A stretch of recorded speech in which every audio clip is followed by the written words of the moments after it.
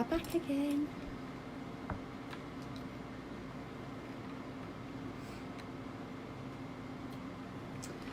Hello and welcome back. We're getting close to the end of the show. It's gone so quick today. We've only got about 40 minutes left. And then Tim Fernandez with Indie Rock Heaven will be here from 3 o'clock till 6 o'clock. So I wanted to talk a little bit in this section about worry buckets. Yeah, I need to watch what I say about that. I kind of talk a lot with clients about this, that I use metaphors and stories a lot because sometimes it helps people get their head around certain concepts, and it just makes it a little bit easier. So if you imagine that we've got a bucket, and whenever we're worried about something, we throw it in our worry bucket.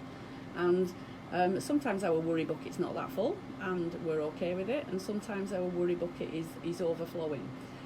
But when it's kind of used in conjunction with overthinking and we're thinking about all these different things and it starts to get overwhelming, when we empty some of the stuff out of our worry bucket, what happens is we simply just fill it up with something else.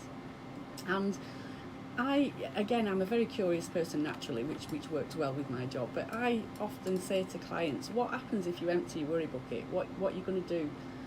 How are you going to fill your day with all the hours that at the moment you're spending on worrying about things? What is it that you're going to do with that? And they don't actually know what they would do with the time if they weren't worrying about things. So it's kind of like our worry bucket is a safety net sometimes, that it's just how it is. We know what to do when our worry bucket's full. We know the process, we know how it works, we know that maybe our sleep's affected and maybe we get short-tempered and we're stressed. And some people work well on stress. In fact, we all need a certain amount of stress in our life to cope. You know, if we're doing public speaking, or I often get stressed before I do my show every week. It's a thing. I know it's what I do. I worry about pushing the wrong buttons. I worry about if I run out of things to say, which sometimes I do and sometimes I just waffle, but it's okay. At the end of the day, I know that I will be okay. There's people around that I can phone, that I can ask for help. There's lots of things. But having a worry bucket can be a hindrance to us sometimes. If you've got something going on at work and you find a solution to it and sort it out, I want to say you can pretty much guarantee, but I'm quite sure that the next day there will be something else that you've put in your worry bucket and you've filled it up again.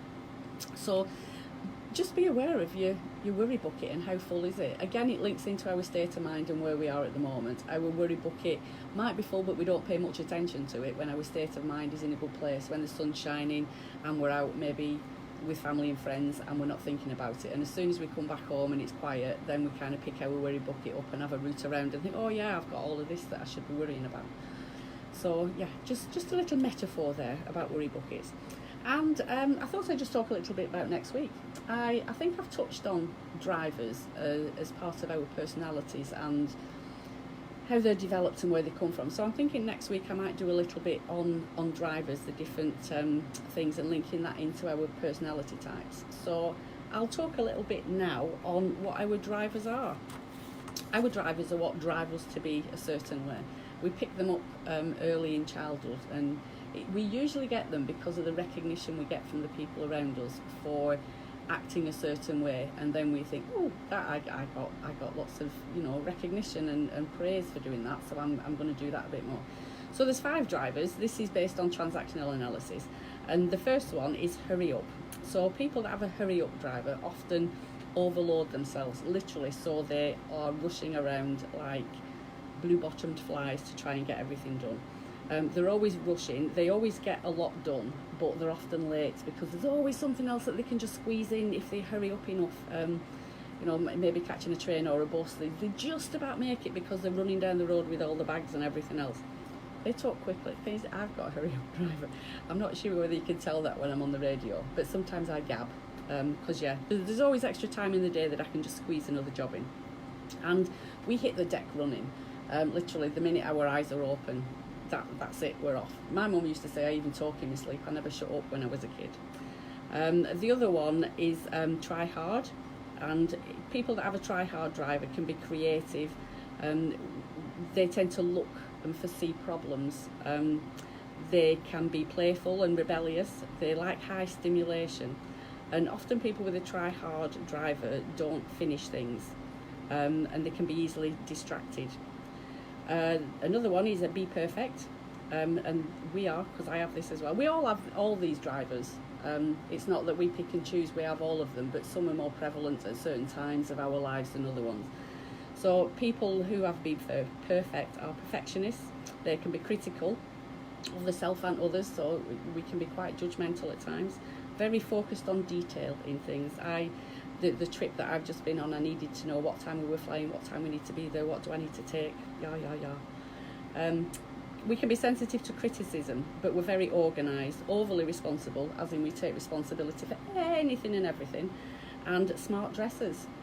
Not sure I agree with that one. If you go in my Facebook group, State of Mind with Jackie Jones, you'll see I'm often just wearing t-shirt and jeans. Whether you class that as smart, I don't know. And the other two are please others and be strong, and I will talk a little bit about those in the next break. So coming up, we've got Eat Your Heart Out, Walk the Moon and Wonder with Rachel Platten. I squeezed a lot in there, just making sure that everything's off. So I'm going to talk a little bit about that, and then I'll do some more about that next week. It's a secret, but I'm not here next week, but it'll sound like I am, because I'm going to go in and voice track next week's show after I finish this one, because I'm away with my big boy in Birmingham for 2 nights next weekend. So yeah, that should be exciting, but you know the secret now, don't tell anybody. Shh, I'm not actually in the studio next week.